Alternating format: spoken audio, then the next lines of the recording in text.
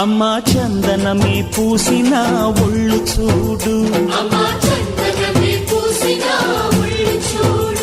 అమ్మా పున్నమి పుట్టిల్లు ఆ కళ్ళు చూడు, అమ్మా ముక్కోటి మెరుపులా మోము చూడు, అమ్మమ్మ ముగ్గురమ్మల మూల పుటమ్మ